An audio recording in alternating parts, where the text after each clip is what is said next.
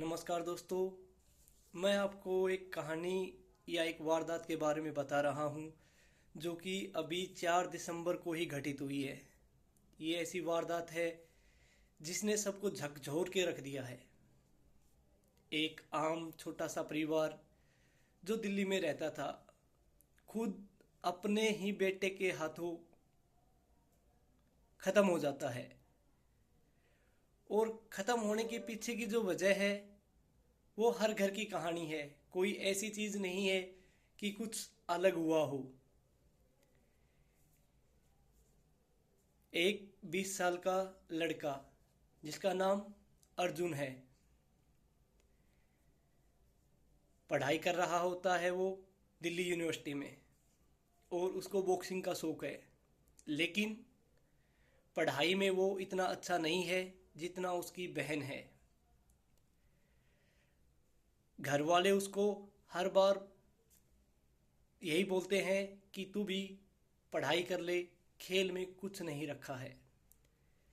यही बात अर्जुन को इतनी चुभ जाती है कि उसने अपने बाप, अपनी माँ और अपनी बहन का कत्ल कर दिया। 4 दिसंबर की वो ऐसी रात जो उस घर की आखिरी रात हो गई।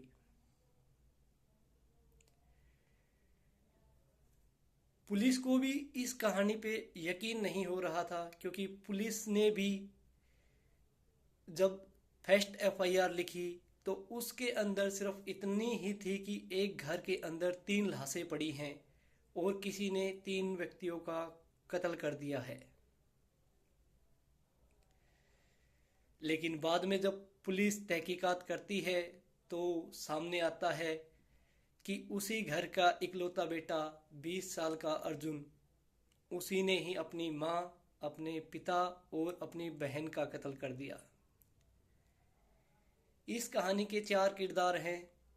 कातिल अर्जुन, जिसकी आयु मात्र 20 साल है। उसकी बहन कोमल, जिसकी आयु मात्र 23 साल है। और पिता जो कि सेना से रिटायर हुए हैं, राजेश, और उनकी माता रहती हैं।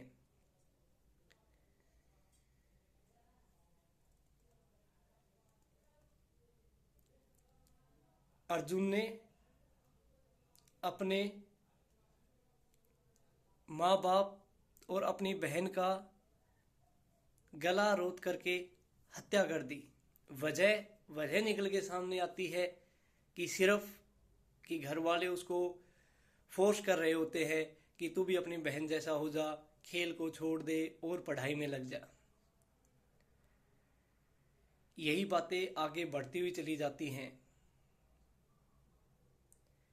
और एक दिन बहस के दौरान घर में कोई अन्य सदस्य आता है। उसके सामने उसके पिता उसको ज़्यादा ही डांट देते हैं और उसके मन में इसी टीस को लेकर वह ठान लेता है कि मैंने इनका कत्ल करना है। 4 दिसंबर की रात उसने सबसे पहले अपनी बहन कोमल को मारा। उसके बाद अपने पिता की गला रेत कर हत्या की और लास्ट में अपनी माँ का भी उसने कत्ल कर दिया। ये कहानी एक ऐसी कहानी है जो हमारे समाज को झकझोर के रख देती है। कहाँ हम बात करते हैं उस राम युग की,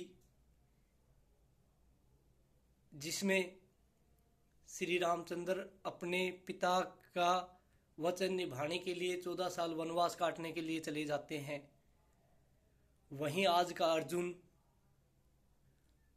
अपने सभी घर वालों को मार देता है सिर्फ इस बात पे कि उसका ईगो हर्ट हो रहा है।